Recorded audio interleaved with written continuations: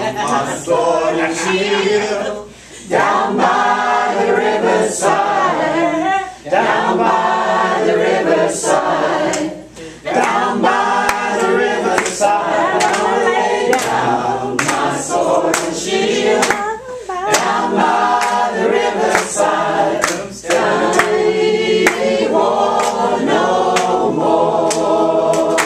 I ain't gonna study war no more. I ain't gonna study war no more. I ain't gonna study war no more. I ain't gonna study war no more. I ain't gonna study war no more.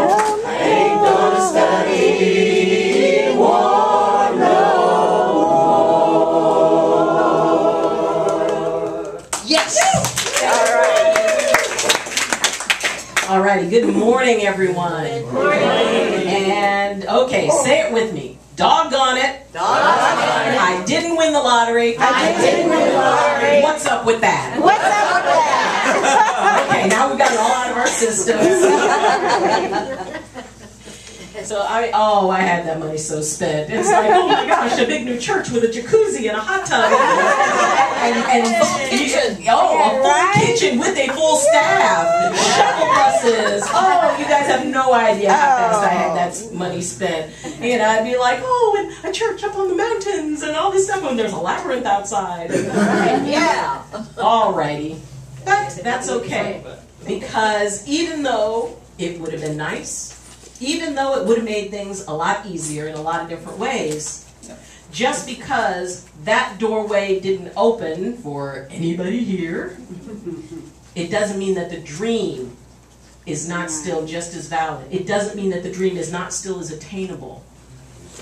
We had like maybe a week where we all kind of dreamed that dream of all the things we would do. Most people would say, you know, it's like, well, I'm going to pay off my bills, take care of my family, and then I'm going to do some good in this world. Pick at least one of those things and say, okay, I couldn't do it that way, but I'll find another way to do it. I will make that change. I will do something compassionate. I may have to work hard for it. I may have to figure it out. But often when we do that, it means that much more because it comes from here. So we are going to be celebrating Dr. Martin Luther King Jr. Yeah. And we are also celebrating the dream. Yes. We're celebrating what those words set into motion. Now, for those of you who don't know, the reason that Dottie is not with us is that while she was on vacation, she experienced what is called a TIA, which is she experienced a mild stroke. Now, she's at home, she's resting, she worked yesterday, and she made a choice to stay home and take care of herself. Yes. And you know, just to prove that, you know, the lottery may not have won, but miracles are still possible, Corky chose to take the day off too. So blessings to both of them. And, you know, and while that can be scary because we know that Dottie's health, you know, hasn't been the greatest over the last couple of years, and she's had a couple of experiences with this, there's something very special that came out of this. And I'm only going to share a little bit about it because, you know, it's something more for her to share. She told me that when it happened, it wasn't that there was, you know, any loss of movement or anything like that. She said that it was like this white wall came around her, and there was nothing in it but her. She asked Corky, she was with her friend, they were with their friend Ayleen, and she asked Corky, who is she? And when Corky said, it's Ayleen, Dottie said it was like the name hit the wall and just slid down. And in that moment, she said she wasn't worried about anything. She had absolute peace. Now, Dottie, you know, as we all know, you know, she's empathic to a very high degree, and often it's difficult. It's hard for her to go into hospitals. It's hard for her to be around a lot of energy because it affects her so deeply. and she had wanted me to teach her how to turn empathy off. Her difficulty was she never knew what that felt like. Now she does. Because I told her that that sensation, that white wall, hitting and having things come off, that is what it feels like to turn empathy off. And now that she's experienced it, she can be able to master it. She can turn it into a tool that she chooses to use instead of something that happens automatically. So When are you teaching that class again? we'll do a service on it. Exactly. But the idea that now she has a point of reference on it, and she said she had no fear at all. You know, all of her worries were taken away from her. And so that is actually, you know, often, you know, we have experiences that have that spiritual peace. Everything has a gift in it. And that was her gift. You know, among others that I'm sure she'll be talking more about. But in that moment, she was fine. So, you know, hold her in your hearts, hold her in your prayers for, you know, whatever it is that, you know, will bring her joy. But don't feel bad for her, because she got something very special out of this. So, we are going to do very, very, very brief. We've got a whole lot to do today. And there's some really good gumbo in there that Glory made, so we aren't going to be delaying too long. So, in the program, there is the announcement of all the stuff that's going on. A few of the highlights for this week. We have the men's group meeting. That is going to be on Tuesday from 7 to 9. And if you are not a part of the men's group, you know, please, you know, feel free to come and participate. And these are some awesome guys who are creating an amazing change and holding that masculine energy.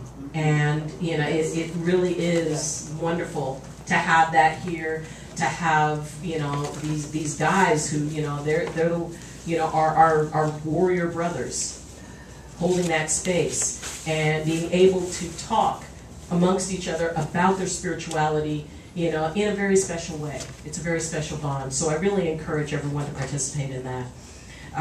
We've got the morning yoga with Laura. She's going to be here she's here on Wednesday nights and Thursday mornings. So Wednesday evenings at 7:30 to 9, and Wednesday evening 7:30 to 9 p.m. and Thursday morning from 10:30 to noon. Also, special this week, we've got the HIV/AIDS retreat that is going to be, I mean, it takes over the place on that day, you know, and amazing people come with amazing stories, and just, you know, if you want to come into an environment that is just such a nest of love and courage and honor, you know, come on over. And, you know, it's designed towards supporting AIDS patients and their caregivers. You know, we have healing practitioners who, you know, supply treatments for free. And there's meetings for people to be able to talk about, you know, being a caregiver, talk about what the experience is. And yet it is not a sad thing at all. It is so life-affirming, it's almost unbelievable how fast the day goes by. So please, you know, if you have any interest in that, speak with Janet Childs. Was there anything else you wanted to say about it? I just want to say thank you for all of you, because this spiritual community brings a lot of our practitioners, a lot of our helpers. In fact, Jan was just showing me some parts of our art project they're going to be doing this afternoon. I encourage you to come. If you have been affected by HIV at all, or infected by HIV, and that means if you've known someone that has HIV that you've journeyed with, if you're a professional caregiver, or if you're living with HIV, please join us. It is so healing. Isn't it, Mary? I mean, it's transformative. Those of us that have questions,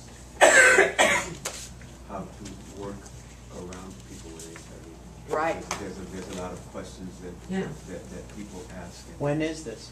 It is Friday. This Friday. This coming Friday. It starts at 9:30, ends at 4. If you cannot stay for the whole time, don't hesitate to come for however long you can. Yeah, and they feed you.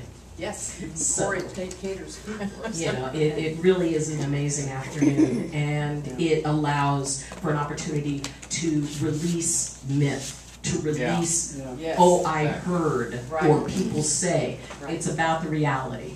And it is, like I said, it's so life-affirming, it's amazing. The last announcement will be for a week from today. Anybody who is interested in either entering the ministerial program, completing their ministerial program, or moving from minister to reverend, please meet with me. I'm going to be holding the first of the classes next Sunday, and they will be from 3 to... What time am I doing that? 1 to 3. 1 to 3, yes. I do a lot of stuff, so it's like keeping track of times. So, from 1 to 3, please come here. If you've already taken classes and you're not quite sure where you are, bring whatever paperwork or whatever information you have. We'll be filling out forms. We'll be talking about what the program is and how it's going to be set up. So anybody interested in that, there's some flyers right in the back on the back table. Yes, Gloria. Can I make an announcement? Quick one? Yes, quick one. I'm so excited. I spent last Sunday going through my closing ceremony. I am now an Ayurvedic health counselor. That means I've moved into my internship work, and I'm going to be working with people. You get 3 consultations with me for only $25. I can take 10. And I need to have this process completed by March, so I actually get my papers. So I'll be calling upon you to support me in that as well. And in the meantime, I'm also working with Corky to establish teaching people about the natural rhythms of their life. And I don't have to speak Sanskrit in order for you to understand Ayurveda a little better and make some diet and lifestyle changes that can benefit you. Awesome, and congratulations. Yes. I have 2 quick ones. First of all, thank you everybody for all of your donations over the last 3 months, November, December, January. Wonderful clothing, food, toiletries, all sorts of wonderful things. Today will be the last day that we're doing that. I'm going to be cleaning out taking stuff down on Tuesday. But just today I've got a couple of envelopes for the donations baskets in case you have cash, quarters, whatever you'd like to donate, a check. You can make it out to Envision or to CCL. And I'm going to include these in the baskets. I have a box of stuff I put aside and I didn't bring it today. Can I bring it after the fact, like later on today? Oh, sure. Okay. Can you coordinate? Later on today, I'll stop taking donations about Monday night so that they can get it out on Tuesday. They only accept them Tuesday, Thursday, so. Okay. And then I'm speaking next week, and I just wanted to tell you what was supposed to be in the program, but I didn't get it to Corky. My talk is called We Are Stardust. Where can we look to find strength in order to meet the challenges before us? How do we summon the courage to forgive without abandoning ourselves in the process? Who and what comprises our circle of resources, our spiritual toolkit to navigate the shoals and eddies of our existence? I will introduce this engaging topic, and we will explore these and other questions of living in and radiating out support, compassion, and grace. Wonderful. Yes, Lee. That's here next. I was just curious, and I heard something on the news, there is going to be a celebration train tomorrow leaving from Diridon, going to San Francisco. It's sponsored by PG&E. Yes! That's all I can tell you. If you Google Freedom Train or Celebration Train, it'll come up. Wow. Thank you. Okay. They are not full because it hasn't been publicized. Last year. Thank you for bringing that in. Yeah. And usually we sing on that. We go from car to car and. Yeah. Well, there was a requirement that it not be called the Freedom Train. That's correct. And by staying with that requirement, they called it the Celebration, but it hasn't had the publicity. Advertisement. The traction. Right. Well, thank you so much for bringing that up, and anybody who can be able to participate in that, I'm sure it'll at least hold the spirit of it, if not the name. Right. So I'd like everyone to take a nice deep breath in. Dear Creator, thank you for the blessing of this day and of our lives. Thank you for the opportunity to remember the importance of dreams and those who dreamed big. Thank you for all the grace that you provide and all the blessings that allow us to move through our lives with you taking care of some of the little things that maybe we don't even notice.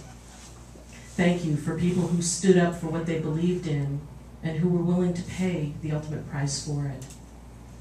And thank you for the legacy that each one of their actions left us, because it allows us to be more fully and completely human. Thank you for all your blessings, and whatever it means to you, Creator, we hope you have a wonderful day. For all your creation to the next 7 generations and beyond. Aho Matakos Oyasin, blessed be. Blessed be. Now what we're going to do is we're going to move right into the meditation. And this is going to be, it's going to be a brief meditation because, like I said, we've got a lot of things to do. But just to allow everybody to just kind of relax. So, you know, whatever's a comfortable position for you, whatever it is that, you know, you feel is nagging in the back of your mind, just let it sit down. You know, picture a little basket under your chair and picture all those little worries falling into that basket. And the really cool part is, if you want to, you can leave the basket there. We'll clean it up for you. So one more deep breath in and let it out.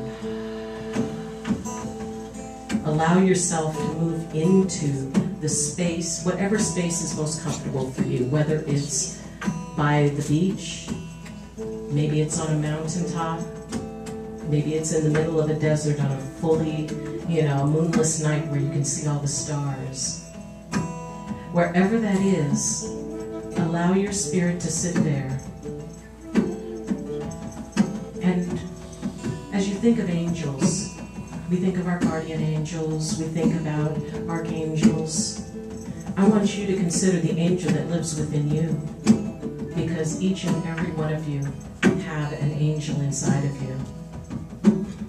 And as you sit in that sacred space, I want you to feel the energy of that angel opening up inside and expanding out into every aspect of your being. And as you look up and see the sun rising, you spread your wings. Think of what your wings look like. Feel the weight of them on your back. Maybe they're totally white. Maybe they're crystalline. Maybe they're a soft brown. Maybe they're like eagle wings. However you see them, feel those wings. And feel the calling of your angel spirit. What type of angel are you? Are you an angel of healing? Are you an earth angel that moves through the forest, helping the seasons to turn, touching trees and allowing them to come into blossom, gently waking all the hibernating animals as you move through? Or maybe you are the angel of healing, and you find yourself at the bedside of someone who is hurting in body, mind, or spirit, and you place your hands on them and you surround them with your wings, and you feel their body coming back into balance. Maybe you're an angel of rebirth, that as someone is preparing to move from this life into the next, you are with them, telling them they have nothing to be afraid of, surrounding them with the love that allows them the strength and the joy of moving into their spirit form. And maybe you're an angel of courage. Maybe as you fly over and you see people marching on a bridge, and they're marching towards, those who might do them harm. Under the shadow of your wings, their fear fades, their conviction solidifies, and they trust in Creator and creation, and they move forward. Maybe you're an angel of faith, and you go and stand next to a man who's getting ready to step out and speak in front of tens of thousands, and he is tired, and he's not sure if he can still do this after so long.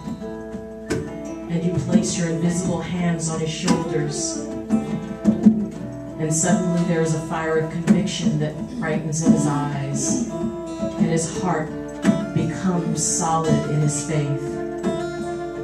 And as you follow him out, as he stands in front of tens of thousands, as you spread your wings behind him and enfold him in love, and he looks up, and in a voice that goes beyond human capacity says, I have a dream.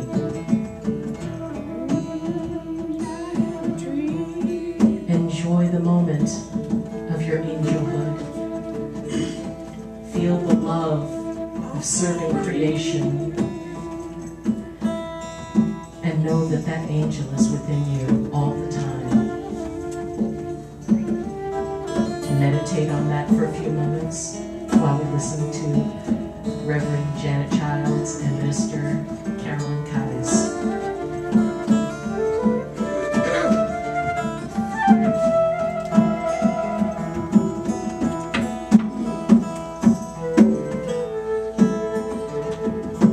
Oh, angel of my heart,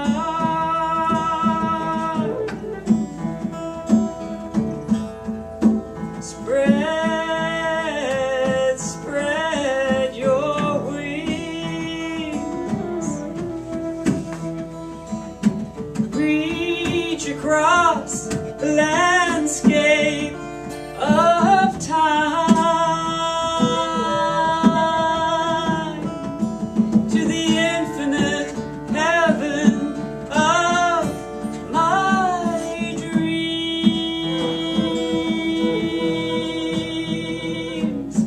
Oh, angel of my heart,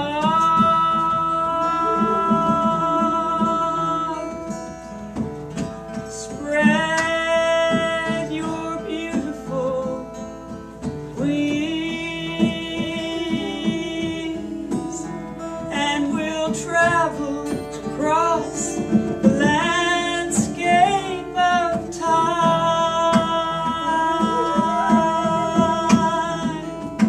and we'll journey to the infinite heaven of my dreams,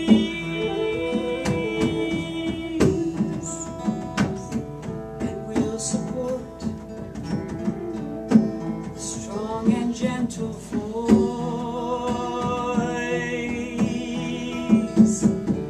We'll reach out our hands and comfort the weary souls that live and breathe and bring to our world freedom, freedom, that are the example we most hope to be. Angel of my heart,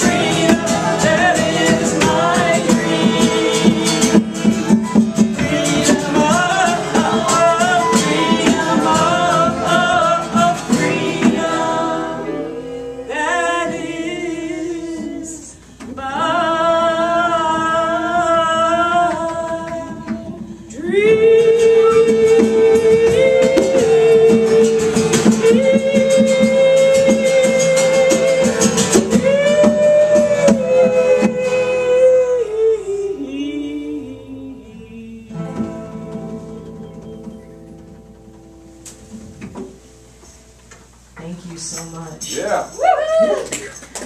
Boy, you know, Donnie was right. I can just talk and you'll figure something out. That's so cool. I kept thinking, oh, I got to tell Janet what I need to do the meditation about. And I didn't, and awesome. So, we are going to have the awarding of the Giving Angel. And this person is very special. You know, I really am tickled because he always has a very cool story. And when somebody has a very cool story, you know, it's like I'm a druid, so that bard piece is just so cool. And his storytelling is not his only talent.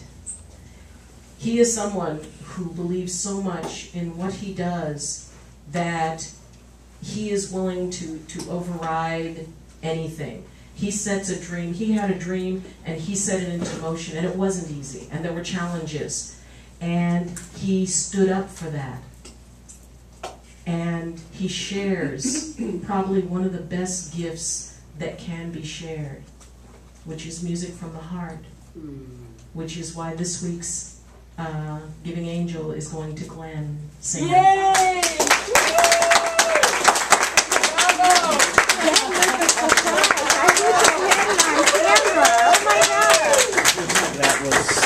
That was a surprise. Okay. Surprise!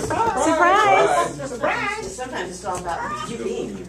Yeah. Thank you, Glenn, because I know what you have to, you know, it's an effort for you to be able to be here and share your song and your stories and your jokes and all of that, no matter what it is that's going on with you. And, you know, it's just such a pleasure. Well, I'd like to share the fact that I'm going to need help afterwards. I've got 4 huge boxes of candy in the back of my car that need to come in for Mel for later. Okay.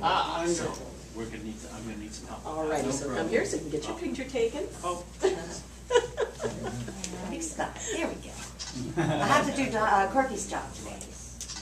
There we go. Thank you.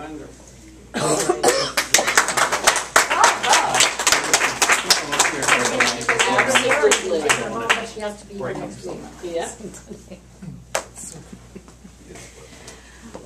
So now we're going to bring up my bestest group of buds, the choir. Yay! Choir. Can we get some more lights, Yes. please? Thank you. Where do you wish? Anyway. That's going to have to be second piece.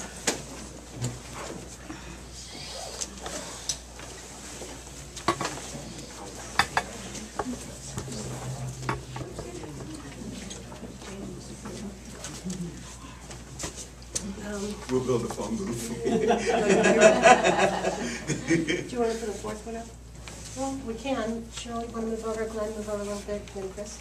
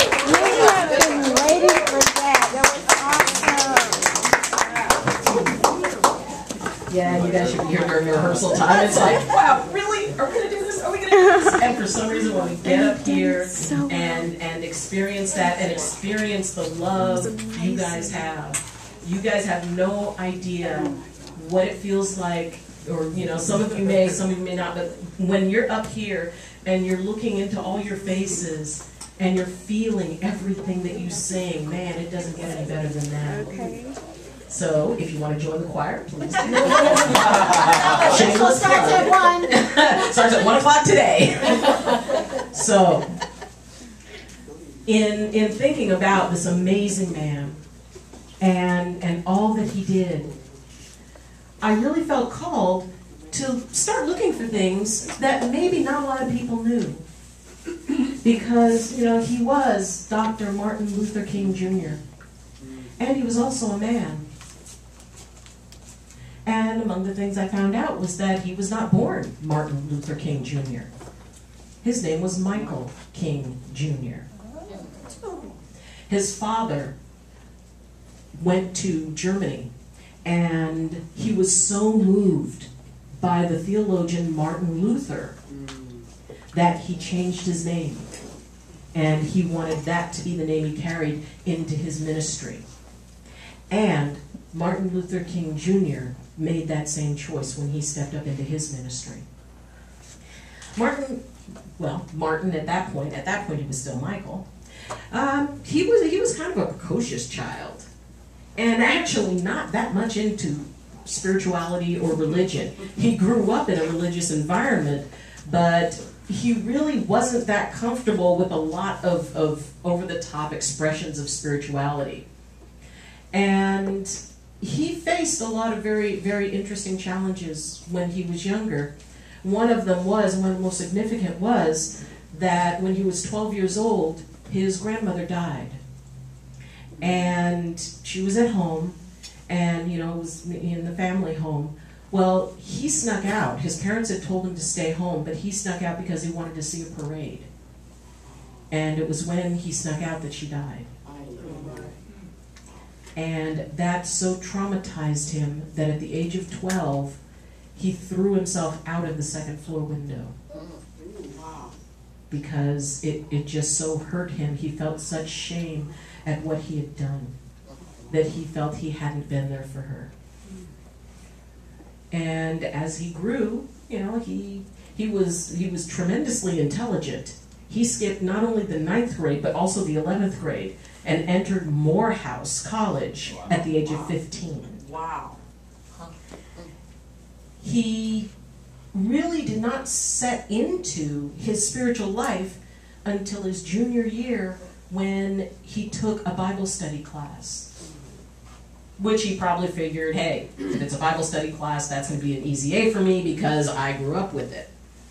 But he got something out of that he didn't realize. A connection was made. Something clicked. That little switch inside of him clicked. And he said, this is what I want to do. I want to minister. He got his PhD at Boston University, where he met the love of his life, Coretta, who was a singer. As he moved through what it was that, you know, that he was meant to do, as things were forming, as it was still kind of gelling in. It did not gel in immediately. He knew he wanted to do something, but he was not aware of what he would be called to do. And as, you know, his ability to speak began to move more and more people, as the injustices of that time period, you know, just kind of added up, and it reached that point where there was just no sitting back.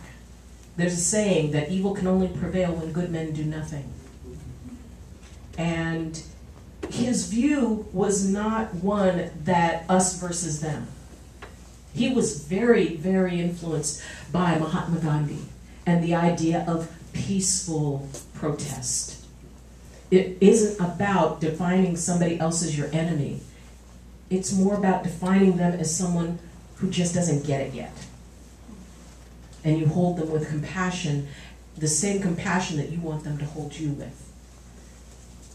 Now, peaceful protest does not mean it's not solid. It does not mean it is not strong. It does not mean that it is, it lacks a single ounce of conviction.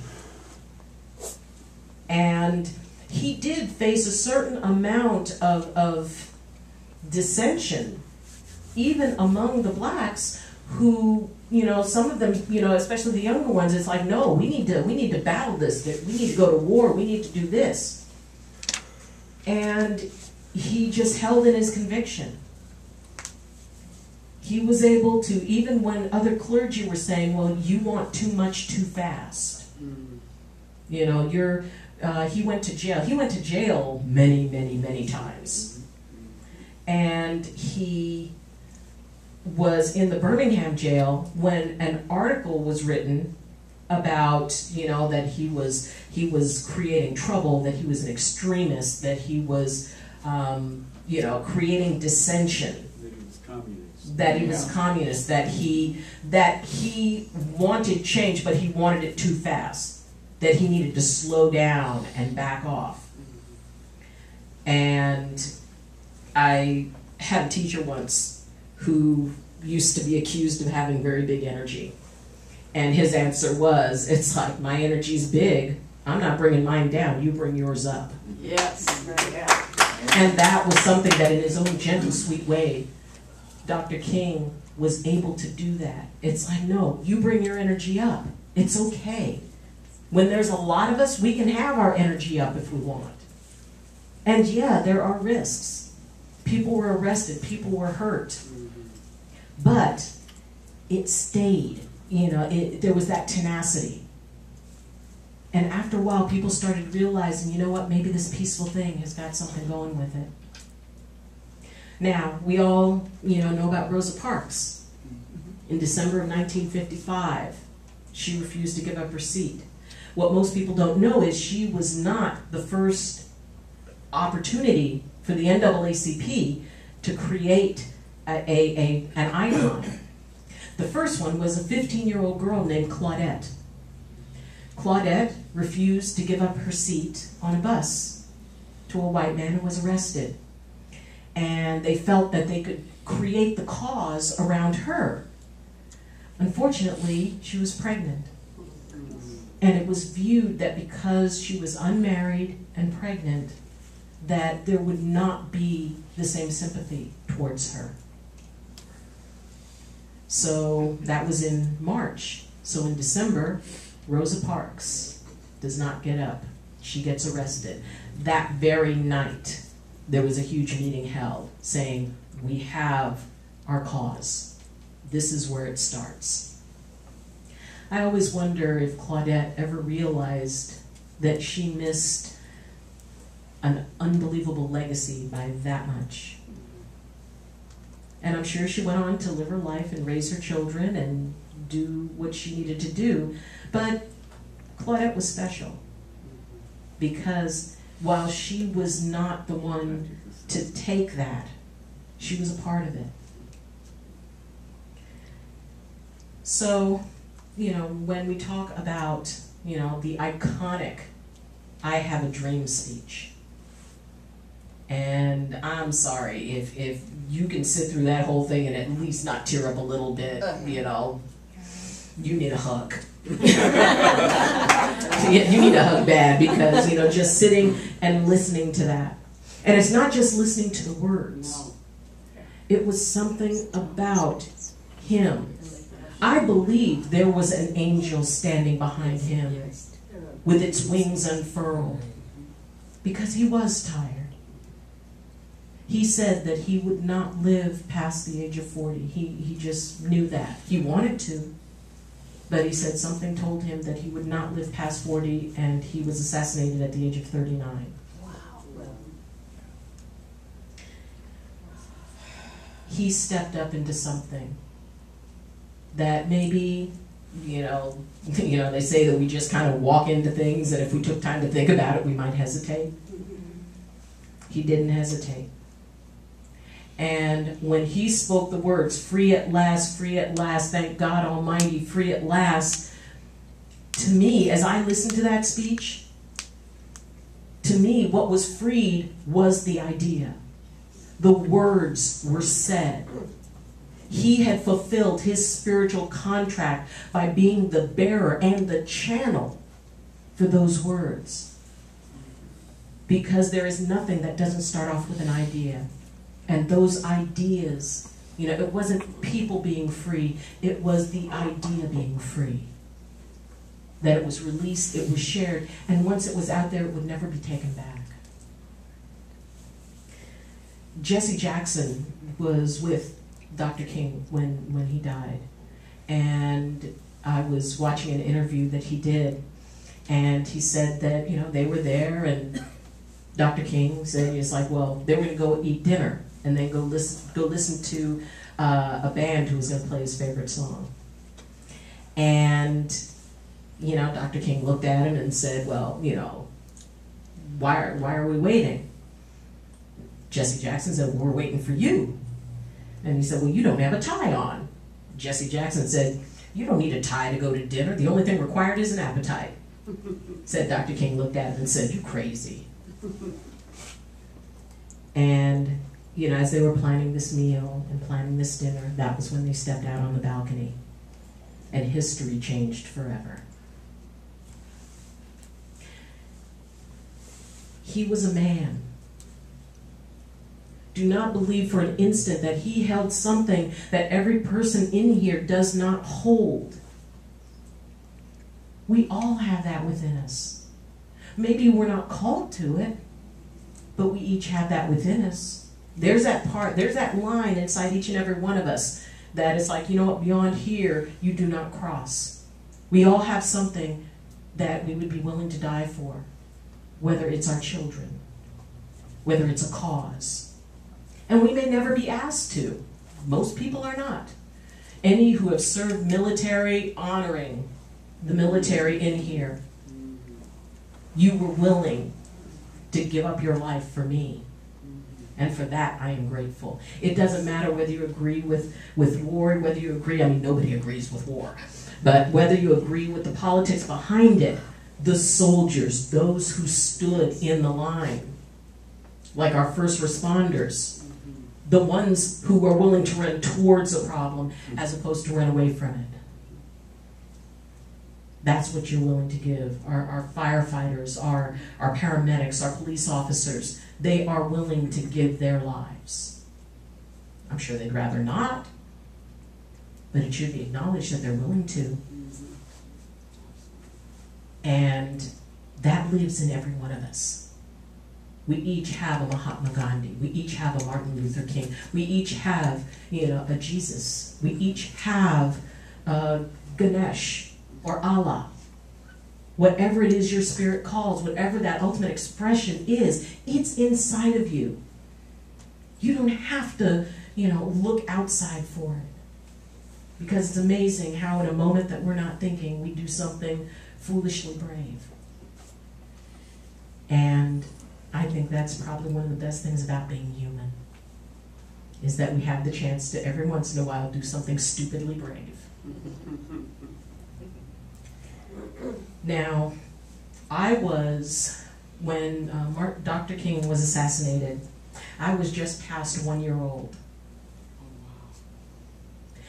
And my mother was very pregnant with my younger brother.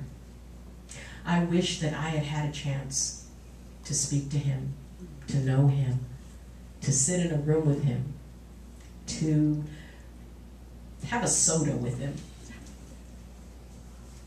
But there is someone who did have a chance to meet him and to know him. And Janet, if you would please come up.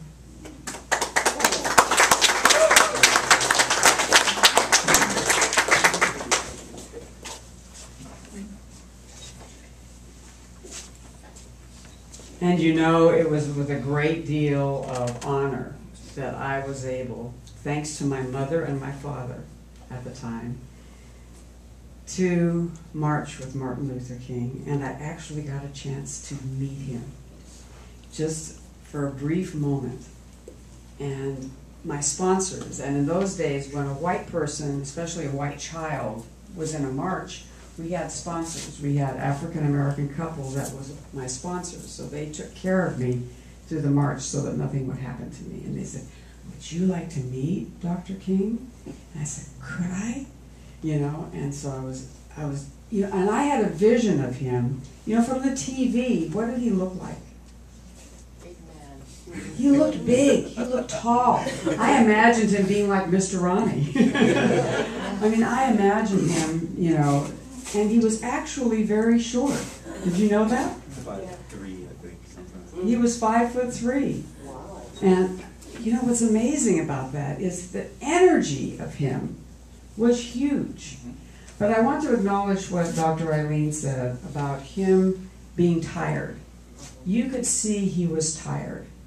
He was friendly, he was warm, he was wonderful energy, big energy, but he was tired. And so I went up and I asked him, I thought, what can I ask? And I just asked him, I said, Reverend Dr. King, I said, what's your favorite food? And I said, I've just always wanted to know. And he looked down at me, he said, fried chicken. With some chitlins and some greens, and you know, he went on. And we had this moment of food connection, because that at the time was my favorite food, was fried chicken. My mom made a mean fried chicken. How old were you? I was 11 years old.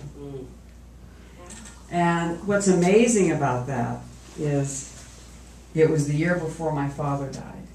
And my father, at his funeral, my dad was a career military, Army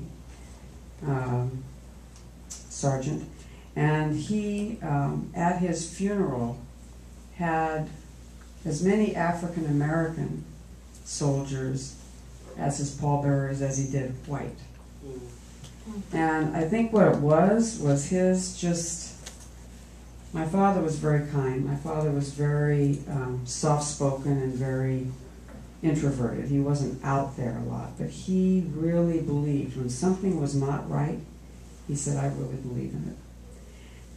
And so I invite us, my friends, as I share this about Reverend Dr. Martin Luther King, that we hold his energy, because when we honor him today, and that's what today is about. You know what it took to get a federal government to say, let's make a Martin Luther King Day? It was a lot of work, a lot of nightmares, a lot of, you know, legislative, you know, okay. And the reason that I offer that today and tomorrow as we honor him this weekend, that just as the song, just as Reverend Dr. Ayleen said, you know, we are angels. There's an angel in our heart. And as the song that Ronnie and Carolyn and I channeled, which just came to me, it's so amazing. We, my friends, can reach across the landscape of time, and we can lay our hands with our angel wings on Dr. Martin Luther King's shoulders and give his soul and his spirit the energy he needs. Because he's continued. I'm sure he's been reincarnated or whatever you believe. His spirit has imbued many different movements, many different, you know, healing. And so what I offer to each and every one of you, my friends, as we honor him as our ancestor, that we bring him to present time. And I just offer, bring him to present time. Give him your thanks and gratitude. Give him your thanks and gratitude. We thank you, Reverend Dr. Martin Luther King. We thank you for the gift of your strength, for the gift of your courage, for the gift of your humanity. You brought it down to the people. We were able to see it was possible. You made the dream come true. And we are going to bring that dream forward. And in thank you to you, we're going to give you our energy and love and gratitude. We're going to give you our love and energy and gratitude, and give thanks for all that you have brought and all that you continue to bring, especially on this day as we honor you. It opens up our hearts to that possibility. And breathe that in just like you were sitting or standing right across from him. Give him that love. Receive from him his blessing for you in all the work that you do. Because he was a blessing person. He bestowed his blessing. Let us receive that blessing from him. Let us give our love and healing to him. And there was a song in subsequent marches that I had the privilege to be a part of that also came to me in a small group of us. And I'm just going to invite us to sing it a couple of times. We are marching for freedom, freedom, freedom. We are marching for freedom, freedom today. We are marching for freedom, freedom, freedom. We are marching for freedom, freedom we pray. We are marching for freedom, freedom, freedom. We are marching for freedom, freedom today. Yeah, we are marching for freedom, freedom, freedom. We are marching for freedom, freedom we pray. Freedom today, freedom we pray.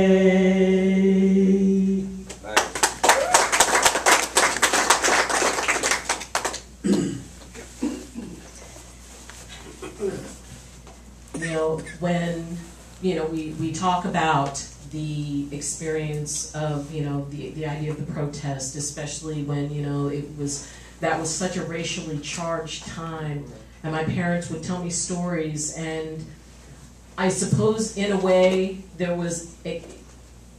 I really didn't have a perception of it. And maybe because my parents, growing up military, it was always mixed by the time I was born. So there was no real strong issue of race because we lived on bases. That was kind of a separate life. So I was sheltered from a lot of what was going on. And the idea that, it never even occurred to me that there was a world where I wouldn't be free to play with my little white friends. And maybe my parents wanted to do that intentionally. And maybe it led to some harsher experiences later, even as an adult. In 1980, I was refused service in a flower shop in Nashville, Tennessee. I had just my first year in college, and the woman behind the counter, myself and another black lady, went into the store, and she came out, then she went into the back, and then there was a bell at the door, and somebody else came in. She came out, waited on them, and went into the back. Another person came in. She came out, waited on them, and went into the back. And after a while, it was like, what's wrong with this picture? I said, do we look like we're just browsing or something? So I went over and I opened and closed the door.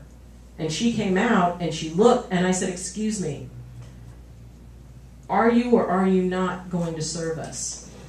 And she just looked, and she said no. Wow. And my friend, who was from New York, it was, if there had been YouTube at that time, we would have been on YouTube with what she was thinking of doing. But before she could, because I could feel her winding up, and I just looked, I said, okay, I'm sorry, I'm from California, and we don't have stuff like this, so can you just really say you're not going to serve us?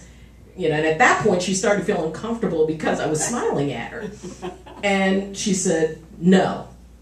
And I said, oh, wow, thanks. I never had this before. I had a race experience. Well, my friend started to laugh. And the two of us, we just kind of walked out, and the lady, she seemed to be offended at my lack of offense. And while I made light of it, it hit me later. It was like, wow. That was one circumstance where people were living their whole lives that way. Yeah. And, you know, and it struck me, and even as an adult, when I first was going to marry the guy who, you know, I lived as his wife for 20 years, his family did not want us to marry because I was black. Wow. And yet my first boyfriend, when I was in the college, his mother couldn't stand me because I was too light. They were very dark, and she referred to me as his cream soda pop-colored girlfriend. It's like, wow, I cannot win. Where on the chocolate spectrum can I fall and be okay? You know, Jamocha almond fudge to, you know, white chocolate. Somewhere in there I am. But these experiences, you know, they struck something in me. And I kind of had to dig deep where it was their problem, not mine. And just because they had that problem today doesn't mean they're going to have that problem tomorrow. Exactly. And I can hold that hope for them, because that just means they don't get it. And for those, you know, the white brothers and sisters who are helping with that, you know, they took a special risk, because it's one thing to go after somebody because they're black. It's another to go after somebody because they're a traitor to your race. Right. That takes a whole different, it's like, you know, you turned on your own. And, you know, it really, what must have been very powerful to have to deal with that. Yeah, may I add? Yes. Dr. Ayleen, I did not go to school. We were stationed in North Carolina, and my father did not let me go to school. I was homeschooled until 3rd grade. Okay, so if you didn't hear that. Here to California, because he was afraid that because of a lot of issues that I might be in danger. Did everybody hear that? That Janet was homeschooled because her father was afraid of what might happen to her, knowing that he had, you know, close friendships and close relationships with the black community. And, yes? Yeah, I grew up, my dad was a career military too. You're right, you're insulated from the rest of America, you just are. And you don't understand when you get off the base. The racism. Yeah. And when it hits you, it just goes right over your head. You're like, duh, you know. Everybody's looking at you, what's wrong with this kid? Yeah. But you know. actually don't understand. And Yeah. you have no clue. And we were in Mineral Wells, Texas, which is like 30 miles west of Dallas. Yeah. And we're going to this store called Piggly Wiggly somewhere. We all know the Piggly Wiggly. Anything from the East Coast. My sister Cheryl and I were walking down the street, and this guy drove his car right at us. Yeah. Oh, wow. I grabbed Cheryl. We got behind his car. He stopped, rolled down his window, and he goes, "I'll get your little black ass next time." And I was like, oh my God. Yeah. So I said, let's go home before somebody hurts us. So we went home, we told my mom. She just got on the phone, she told my dad, "You get my kids out of the state now." So we moved out of it 2 weeks later. Yeah. Because of that. I was like, that was the first time I ever had anything happen to me. Yeah. And it was so evil. Yeah. And my sister was like, "What's going on?" She was a little girl. So she was It's like, scary. "What's going on?" I was terrified. It is. And seeing the face of that, it's, especially as a child, it's like, why? Right. Jan? 2 incidents. I was in high school in the late 50s. And one incident, there were 3 black kids bust into my school when the integration things started. 2 guys and 1 gal. And she was in my grade. And I used to hang out with her at the sock hops. And another one of my friends said something derogatory about her one time, and I couldn't not say something back to her. I said, you know, I don't remember what I said, but I stuck up for my friend. And then in literature, 6 weeks of literature was devoted to composition. We had to write speeches. probably why I don't like giving speeches.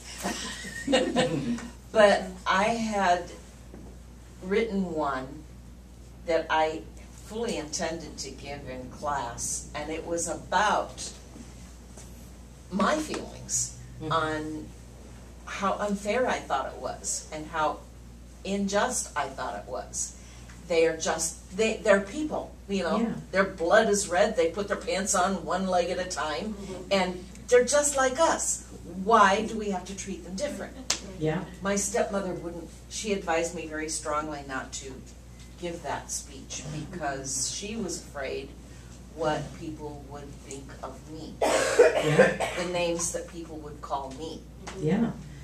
She agreed with me, but she said, yeah, no. There was a sense of protection that was really necessary, and it's tough. There's also another aspect that you don't hear about very often. Back in '57, my mom and dad moved with my brother from New York, where we were all born, to Georgia. My dad was in the Army. And my mom, being a sophisticated New Yorker, had worked in the Empire State Building. I mean, she was a secretary, she was New Yorker. They lived off base because they had a baby. And my mom tells the story of going to a deli for lunch, just herself and her baby. And a lot of people don't realize that it wasn't just the colored people in the area who were believers that this shouldn't happen. Those from California, those from New York, those from other places didn't believe in any of that nonsense. But the worst was when my mom went into that restaurant, all of the tables were full. So she went to go sit at the counter. And she sat down at the counter, and there was a black man next to her, and he said, "Excuse me, but are you sure you want to sit here?" And she said, "Yeah, why?" He said, "This is the colored counter." And she looked around, and the white people were at the tables, the black people were at the counter, and she looked around in that restaurant, and every white person in that restaurant was giving her dirty looks. Yeah. Like, what the hell are you doing trying to break our code kind of thing? You know, and when my dad got stationed in Germany, my mom was stuck in Georgia. And she did not want to be there. She actually went to the CO, to the colonel, broke into his office, yelled and screamed at him. They took my dad out of Germany too early, brought him to Georgia, transferred the both of them to New Jersey so they could get to New York quickly, and then gave him a hardship discharge so he could get the hell out of the Army.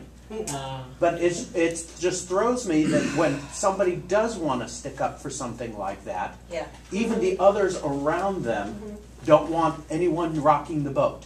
And that's just as bad as doing something to sit and do nothing when an evil's being pushed. Yeah. And I know people want to say something, but I do want to bring Ronnie up, and because there's a special aspect to a lot of these movements. It was the fact that the black male suddenly had a reason to move forward. And it was really important because a lot had been taken away. And for them as providers, as you know, our warrior brothers, for them to be able to step up and to march together. And, you know, so there was a definite dynamic on the divine masculine. And I'd like Ronnie to come up and speak to that.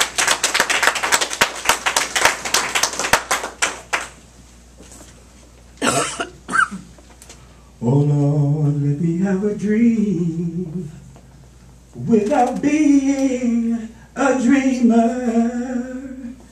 And oh Lord, let me have a vision without being consumed of it. And let me work with diligence, always knowing that you're the start and end of it. And oh Lord, let everything I do remind me of my love for you. Amen. I had to sing a little bit of that. The lady who wrote that song lived in San Jose, California. Oh, wow. Her name was Danny Bell Hall. And she was one of the disciples that sang with Andre Crouch. So that's where that song comes from. We were brought to this country. The African American was brought to this country, not as human beings. We were brought to this country as pieces of property. We were brought to this country as pieces of luggage. We were brought to this country as babysitters for wealthy families. We were brought to this country as cotton machines. We were brought to this country to pick cotton and to cut grapes and to... So to break the family up, what they would do is, number one, African Americans were not allowed to marry each other. So if we found a woman or a man that we were enticed with, we lived with them without the possibility of marriage. Does that sound a little close to home here? So the African American man would take a risk, and the African American woman would take a risk and live together and have children. And if the slave owner had too many slaves, he would sell some of them, and that would separate the family. So in the African American home, there wasn't a lot of fathers. So the African American male had to learn, and is still having to learn, that how to be a man from watching television, from listening to rap music. And a lot of that stuff is not taught in the African American home to this day.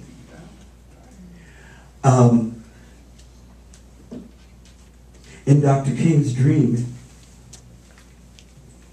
he spoke of his children walking hand in hand with white children. There was a reason why he did this. He did this because we were not allowed to be in the same space as you.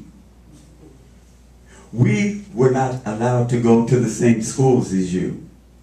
We were not allowed to be, period. Men were called boy. Women were called gal.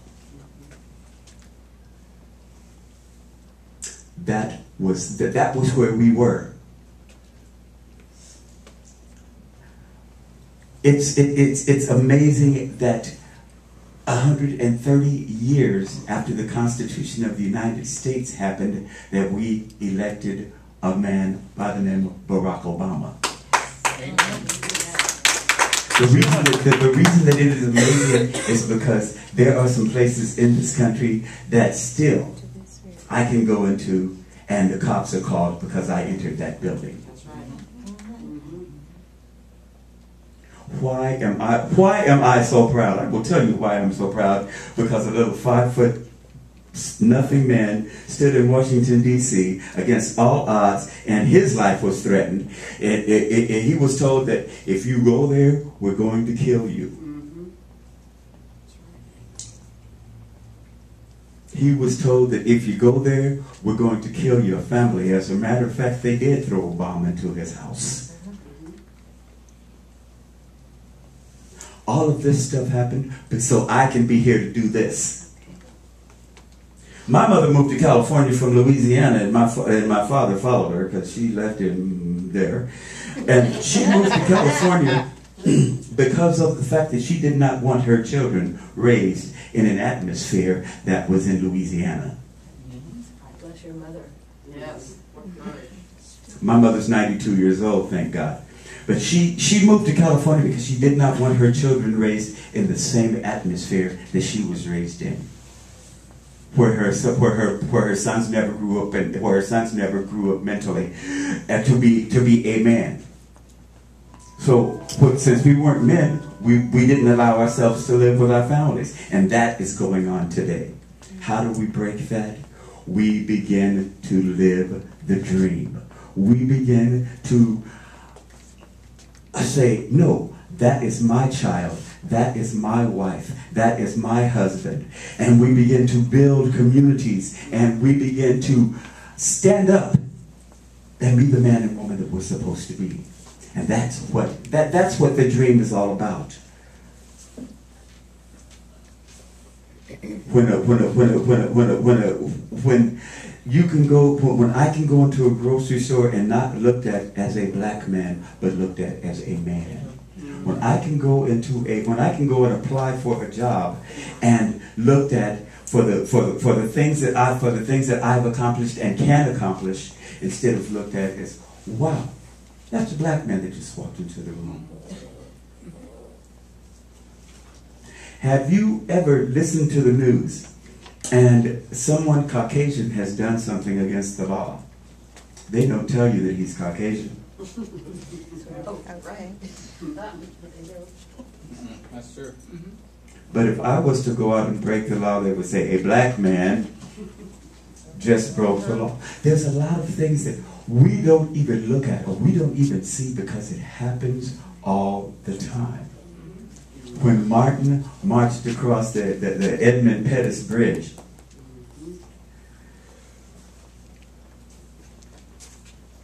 was phenomenal. And the reason why it was phenomenal was because, does anybody here know who Edmund Pettus was? Want me to tell you who Edmund Pettus was? Yes, Edmund Pettus was a grand wizard of the Ku Klux Klan. We marched on Edmund Pettus.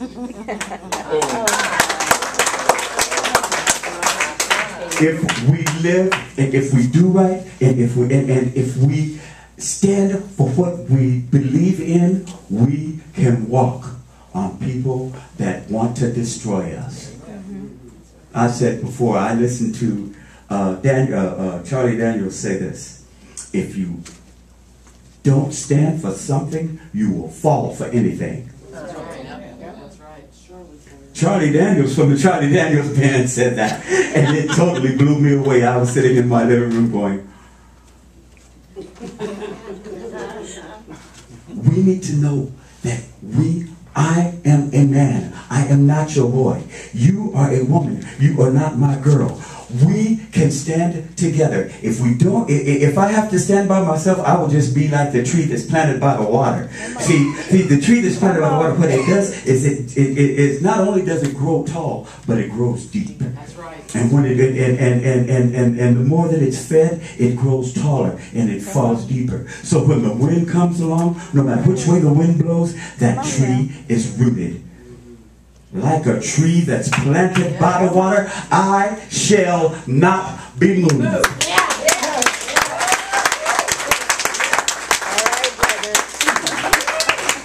That's why I wanted to get up and talk. So there. And so now, my buddies from the choir will stand up and we're going to sing a song about letting the light shine.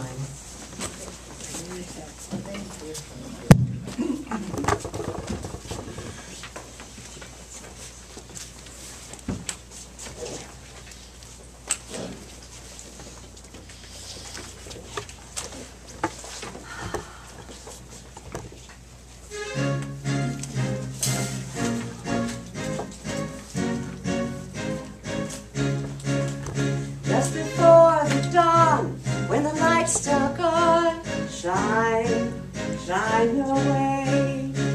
And you may not know where to go. Shine, shine your way. Open door when it's still dark, build a fire from the spark and shine, shine your way. Feed the feeling in your heart, don't conceal it, then you'll start to shine. Find your way. No one can stop what has begun. You must believe when I say all of our tears will dry faster in the sun.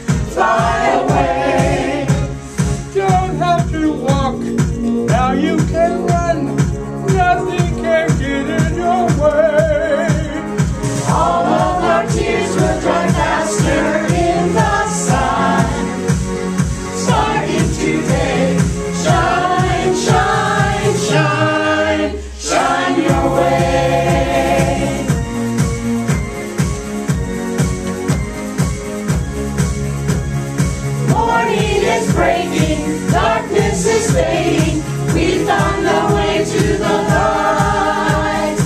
It's such a beautiful sight. Anytime, anywhere, turn around and I'll be there to shine. Shine your way. Like a star burning bright, lighting up the darkest night, I'll shine. Shine your way.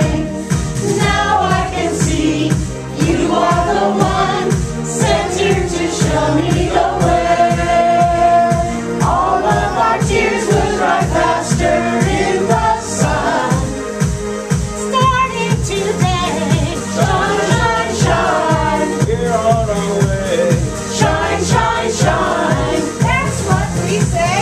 Shine, shine, shine. Shine your way. There's a reason why you shine. Shine your way. All of our tears will dry faster in the sun. Shine your way.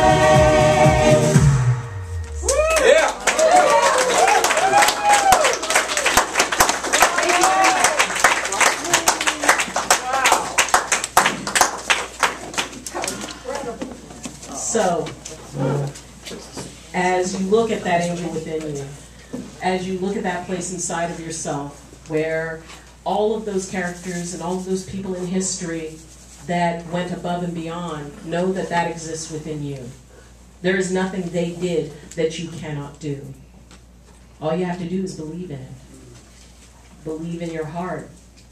My feeling is that after Martin's life was taken, his God came to him and lifted him up and took him up on top of that mountain, the same mountain he had showed him. And Martin looked down and saw the rioting and the burning and all of that. And maybe he got disheartened saying, they didn't get it. And his God looked at him and said, don't be fooled. That's just an expression of their grief and frustration. But from the ashes will rise the phoenix that is your message. That is the heart. That is the legacy of what will be remembered. And Martin thought and smiled and faced the morning sun, and his wings unfurled. Yeah. Thank you. So we're going to bring up the baskets as Anne shrugs. No, we have baskets up here. We'll do 1 in each. All right, now start the music. So, Giving to the ministry. giving to the ministry from which we receive our spiritual support and nurturing is an affirmation and consciousness of the truth that Spirit is the prospering power enriching every area of our lives. And if you don't have anything to put in, place your hand over it and put a blessing. All I give comes back to me, blesses me abundantly. All I give comes back to me, blesses me abundantly. All I give comes back to me, blesses me abundantly. All I give comes back to me, blesses me abundantly. All I give comes back to me and blesses me abundantly. All I give comes back to me, blesses me abundantly. All I give comes back to me, blesses me abundantly. All I give comes back to me, blesses me abundantly. All I give comes back to me, blesses me abundantly. Thank you. Yes.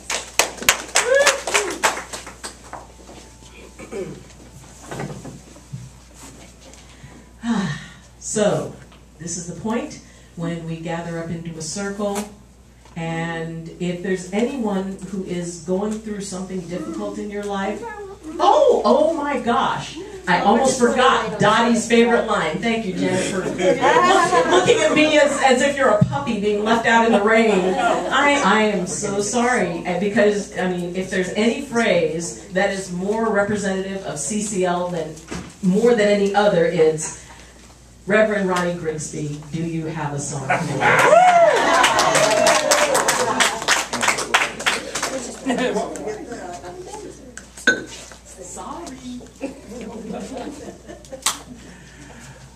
The day that Dr. Martin Luther King laid down his life, he was supposed to go out and listen to a musical act, a band.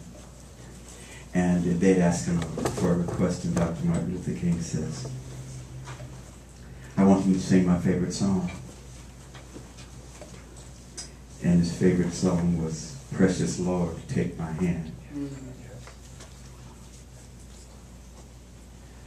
Precious Lord, take my hand, lead me on, let me stand.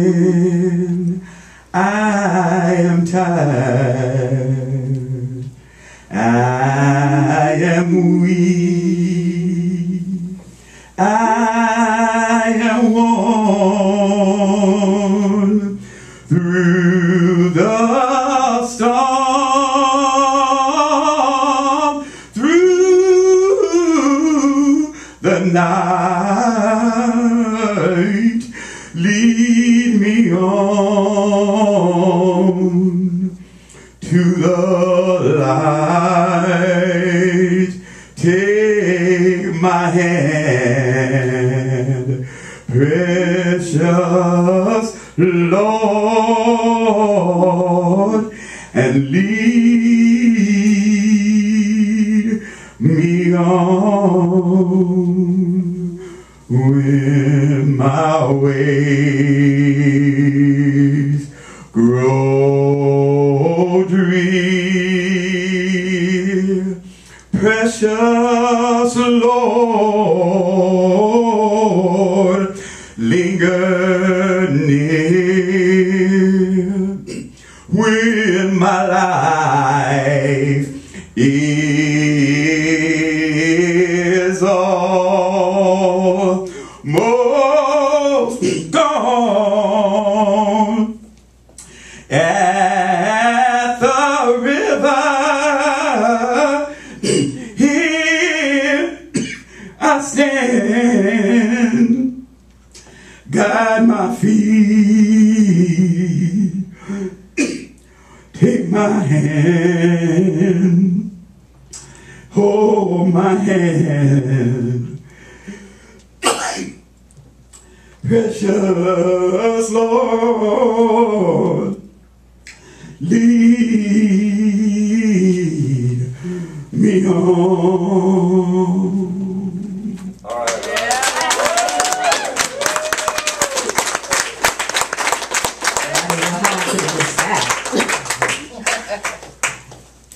Carol is bringing you some water. Thank you. So, now, unless I forgot something else. Did I forget anything else? No, you didn't forget anything else. Okay, good. So, now we're going to